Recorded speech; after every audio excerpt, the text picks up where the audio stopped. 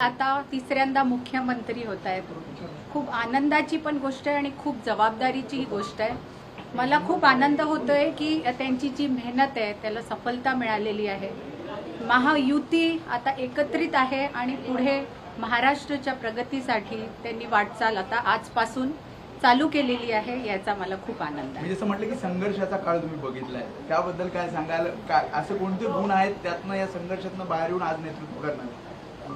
मला वाटतं त्यांचं जीवनच एक संघर्ष राहिलेलं आहे. मी त्यांना जवळून पाहिलेलं आहे आणि त्यांची जी जिद्द आहे की जेव्हा काही करायचं ते ठरवतात, ते करून दाखवतात. चिकाटी, पेशन्स खूप लागतो.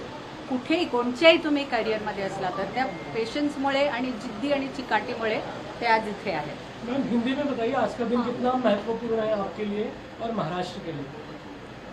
आज बहुत ही सुंदर ऐसा दिन है।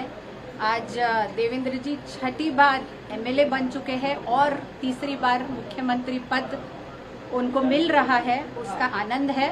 पर आनंद से ज़्यादा एक जिम्मेदारी का मन में एक अनुभूति है और बहुत से काम हैं जो महाराष्ट्र के लिए करने हैं उनको, और हम सभी को उनका साथ देना है, तो उसकी ज़्यादा एक जिम्मेदारी का जो एक एहसास है वो मन में ज़्यादा है। मैम, लाड़की बहन फ्लैगशिप प्रोजेक्ट रहा है सरकार का, कहीं ना कहीं ऐसे महिला आप चाहेंगी ज़्यादा कैबिनेट वर्क में महिलाओं को ज़्यादा मौका दिया जाए इस बार? यकीनन लाड़की बहन तो बहुत ही सुंदर ऐसा एक प्रोजेक्ट रहा है जिसमें सारी बहनें बहुत प्यार से जुड़ी देवेंद्र जी के साथ, युति के साथ। और ऐसे ही जैसे आप जानते हैं विमेंस बिल, ताकि हमारा रिप्रेजेंटेशन ज़्यादा हो पार्लियामेंट में और पॉलिटिक्स में, वो ऑलरेडी पास हो चुका है और कुछ ही देर है कि ये पूरी तरह से इम्प्लीमेंट होगा। इसके अलावा खासकर जब देवेंद्र जी ज्यावेळेला बाहेर पडले त्यावेळेला मी पुन्हा येणार असं म्हणाले होते आणि आज ते पुन्हा आलेले आहे आणि बहुमत घेऊन आलेले आहे. नेमकी यावर काय भावना आहे तुमची? कारण ट्रोल केलं गेलं मी पुन्हा येणार यावर विरोधकांकडून अनेक वेळा, आणि आता ते पुन्हा आले.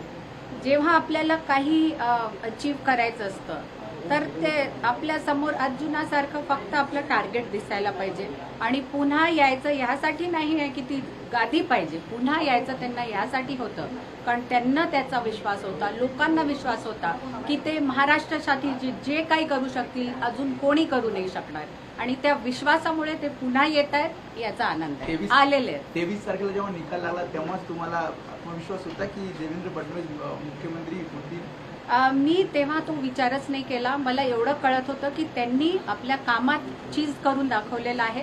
पुढे त्यांना जेही पद मिळालं असतं वरिष्ठांच्या म्हणण्यावर ते त्याचं पण त्यांनी चीज केलं असतं. कोणतंही पद असतं तरी त्यांनी लोकसेवाच केली असते. शपथविधीनंतर काय वाटतं देवा भाऊ पहिला कोणता निर्णय घेतला? मला इतकंच माहित आहे, लोकहिताचा पहिला निर्णय राहील, ज्याच्यात लोकहित सगळ्यात प्रथम राहील, एवढं मी सांगू शकतो. आज देशाच्या लाखो लाडक्या बहिणी देवेंद्रजींच्या बरोबर राहिला.